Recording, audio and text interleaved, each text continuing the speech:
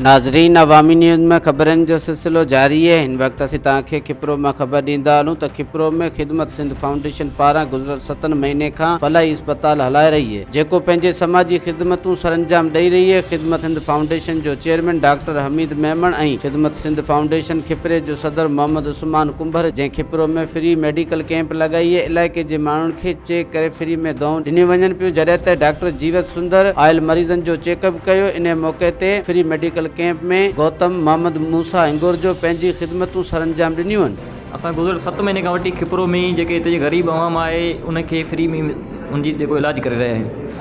अॼु असां कैंप उन मक़सद लाइ लॻाई आहे जीअं हिते जा जेके माण्हू उनखे आगाही मिले त असां हिते जेको मुफ़्त इलाजु कराए पियो, तव्हां अचो ऐं असां वटां इलाजु करायो लॻाई आहे। ऐं असीं सनदी वारनि खे अपील कयूं था त हीअ जेका हॉस्पिटल खिपरो में हले पई इन जे लाइ कुझु माली मदद कई वञे जीअं असां हिनखे वधाए सघूं ऐं वधि खां वधि हिते जे ग़रीब आवाम खे फ़ाइदो ॾेई सघूं। समाजी तंज़ीम जी तरफ़ खां असांजो जेको आहे फलائي इदारो जेको आहे सो डॉक्टर भगवान दास ऐं उस्मान कुमार जेका कोशिशि कयो 5-6 महीननि खां वठी जेको जदोजहद में लॻा पिया आहिनि, ग़रीबी मुफ़्त कैंप लॻाई आहे ऐं फलائي कमु पिया कनि। 100+ खां मथे OPD थी आहे तक़रीबन। ऐं उनखे अलावा मेडिसन असां जेको आहे DHO अरेंज कंदो आहे सांगड़ खां, ऐं डॉक्टर जीवत OPD करे रहियो आहे। ऐं डॉक्टर अब्दुल हमीद मھينن जा वॾा थोरा आहिनि जेको खिपरे जे लाइ हिकिड़े ॾुतड़े इलाइक़े जे लाइ हीअ फलائي अस्पताल खिपरो असांखे ॾिनी आहे। ॿियो हुसैन तुर्क ऐं उस्मान कुंभर जी महिरबानियूं जेको खिपरे जे लाइ असांखे हीअ सेंटर ॾिनो आहे। माण्हू खिपरे तालुके में आया आहिनि। खिपरे तालुके जा वेझा वेझा जेके ॻोठ आहिनि जीअं अतुंगो थी वियो, ऐं खणी थी वई, ऐं कारीमोरी थी वई, ऐं लूणो खान थी वई, उनखे बाद में ॿिया किथे जाम इलाइक़े जा माण्हू आया आहिनि। मेडिसिन वग़ैरह ॾिनी आहे, डॉक्टर सुठो आहे, चेकअप सही नमूने करे थो, ऐं को पैसा वैसा कोन, कैंप लॻी आहे उन हिसाब सां आया आहियूं हिते। ऐं अहिड़ियूं लॻणु खपनि। हींअर त हालात अहिड़ा आहिनि, माण्हू अटेला ई परेशान आहिनि, दवा लाइ किथां पैसा वठी अचे। ज़रूरत ईजाद जी मां आहे। असां वटि हीअं सीज़नल इशू आहे ऐं पूरे मुल्क में इशू आहे ऐं अहिड़े क़िस्म जूं कैंपूं ज़रूरी आहिनि।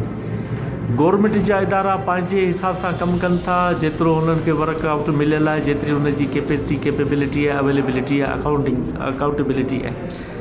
एनजीओ टाइप जूं या फलائي इदारा उहे इदारा आहिनि जेके इंसानियत जी ख़िदमत करण जो जज़्बो रखनि था। पोइ हू पंहिंजे हणा वणा कढी करे अहिड़े क़िस्म जूं कैंपूं हणनि था त असां पंहिंजे मुआशिरे जे माण्हुनि जी ख़िदमत करे सघूं। अहिड़े ई तरीक़े सां हीअ जेका हॉस्पिटल आहे फलائي हॉस्पिटल, उन अॼु हिकिड़े ॾींहं जी जेका कैंप रखी आहे ऐं कुझु दोस्तनि जे ताउन सां उन में, ऐं इहो बि चवंदो हलां त रोटरी इंटरनेशनल जी बि ॿांह ॿेली साथ रहियो आहे हिन में। ऐं उहो इन करे साथ रहियो आहे त असांजी कम्यूनिटी खे हिन सीज़न वाइस बीमारियुनि खां बचाव लाइ अहिड़े क़िस्म जूं कैंपूं वक़्तनि ते थियणु खपनि। उन्हनि जे कैंपुनि सां इहो फ़ाइदो थींदो त असां घटि में घटि डिज़ीज़ बर्डन नथा घटाए सघूं, त उन्हनि इलाइक़नि में जेके मौसमी तरह जूं या सीज़नल डिज़ीज़ थियनि थियूं त उन्हनि खां असां पंहिंजे बचनि खे बचाए सघूं।